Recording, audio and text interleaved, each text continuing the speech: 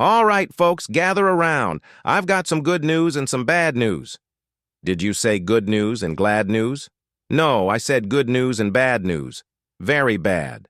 Word on the street is there's going to be a horrible plague sweeping in from Central Asia that'll wipe out half of Europe. Oh no! What's the good news? Do you have a cure? Even better. We got a new bucket for the city well. Silence. Crickets. Crowd cheers wildly. To understand how a literal bucket caused one of the strangest wars in history, we need to go back, way back, to talk about one very fancy man in a very fancy hat. He's holy, he's powerful, he wears white robes and probably smells like incense and political tension. You know him. It's the Pope, head of the Catholic Church, ruler of the Papal States, and part-time world influencer long before Instagram existed. But the Pope wasn't always the untouchable figure we think of today.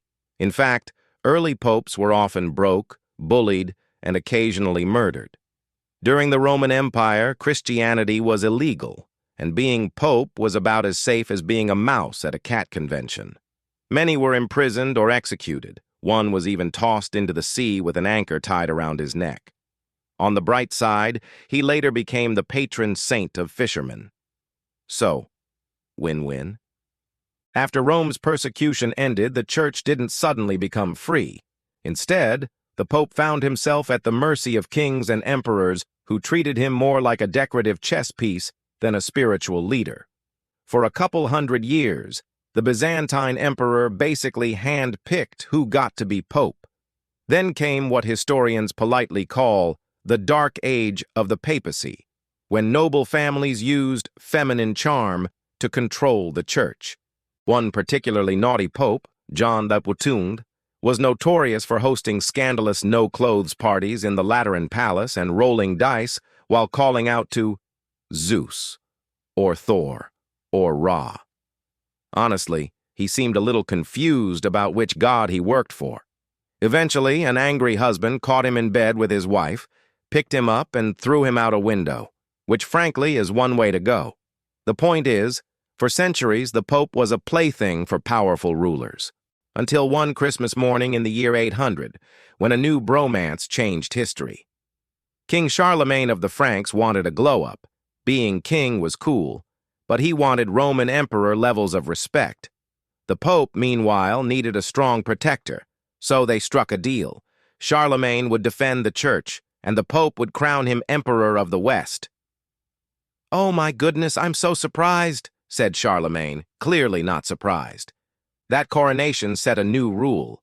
Only the Pope could crown an emperor. Which raised a very awkward question. Who was really in charge? The Pope who crowned kings, or the king who protected popes? Spoiler, this argument lasted for centuries and killed a lot of people. Over time, Charlemagne's empire became known as the Holy Roman Empire. But calling it an empire was generous. It was more like a patchwork quilt of duchies, counties, and bishoprics constantly fighting each other. The emperors had a problem. Their nobles kept rebelling.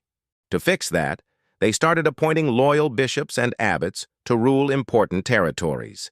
Because who's going to rebel when your boss is technically God's representative? Unfortunately, this led to corruption. People literally started buying church positions, a practice known as simony. It was like a medieval version of microtransactions. Want to be a bishop?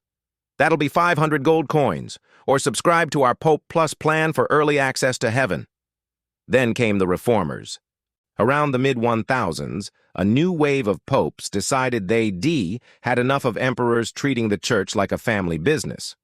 One of them, Pope Gregory VII, basically said, "From now on, I appoint bishops, I can depose emperors, and everyone else can kiss my feet."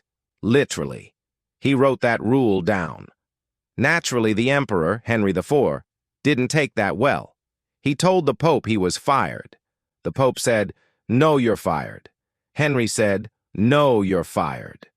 And the German princes were like, "You're both fired." Eventually, Henry had to beg forgiveness in the snow for 3 days outside the Pope's castle in Canossa. Awkward. This whole power struggle, called the investiture controversy, went on for generations. The Pope gained independence, the Emperor lost control, and across Europe, chaos reigned. Nowhere was this chaos messier than in Italy. Italy at the time wasn't a country. It was a chaotic buffet of city-states, each with its own army, walls, and ego. And everyone picked sides. The pro-Pope cities were called Guelphs, the pro-Emperor ones, Ghibellines. Families fought each other, cities swapped sides, and even how you wore your hat could reveal your allegiance. My family wears feathers on the left side of our caps. Well, mine wears them on the right. Unacceptable. Prepare to die. In this mess, two cities stood out.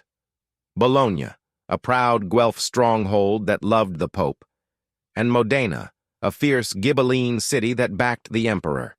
These two had hated each other for generations. In 1249, Bologna beat Modena in battle and even catapulted a live donkey into their city as an insult. You know, classic medieval diplomacy. By 1325, tensions boiled over again. The Bolognese raided Modenese farmland, and Modena's ruler, Passerino de Bonacolsi, decided to hit back. His army besieged one of Bologna's southern forts. Inside, a Bolognese commander tried to explain he was secretly sympathetic to Modena. Before he could finish, the Modenese smacked him, called him a traitor, and took the fort anyway. Soon after, something went missing. Wait! Where's the city's bucket? The bucket's gone? Those Modenese scoundrels! They'll pay for this! And so, Bologna raised a massive army, perhaps 30,000 strong, and marched to war. Modena, much smaller, mustered around 5,000 men. But numbers aren't everything, strategy is. Bologna split its forces, half besieged the lost fort, half guarded the river crossings. The Modenese pretended to attack from the north, tricked the Bolognese into moving, then crossed the river with ease. The final showdown came near the village of Zappolino. The sun was setting, the Bolognese were disorganized, and the Modenese decided to attack immediately. Cavalry charged, infantry clashed, swords rang out, and then came the oldest trick in the medieval book, a cavalry flank. The Bolognese panicked, broke ranks, and ran. Thousands fell. Modena had won. Against all odds, the smaller army crushed their rival. And then, instead of sieging Bologna, the Modenese threw a massive 3-day party right outside the city walls. Because nothing says victory like a festival your enemies have to watch from behind locked gates. Before leaving, the Modenese raided a nearby well and said, "Hey, nice bucket you got there." They took it home. And that, ladies and gentlemen, is how Modena ended up with Bologna's bucket, a humble wooden pail that still hangs proudly in Modena's City Hall to this day. The two cities eventually made peace. Bologna paid reparations, Modena kept the bucket, and the rest of Italy kept fighting itself for a few more centuries. In the grand scheme of history, nothing really changed. Except now, one city had a slightly better hydration setup, and a fantastic story to tell. From popes and emperors to Guelphs and Ghibellines, the War of the Bucket reminds us of a timeless truth. Humanity can turn absolutely anything, even a water container, into a reason for war. Now it's time to turn out the lights and go to sleep. Okay. I love you. Okay. Good night. Say it back.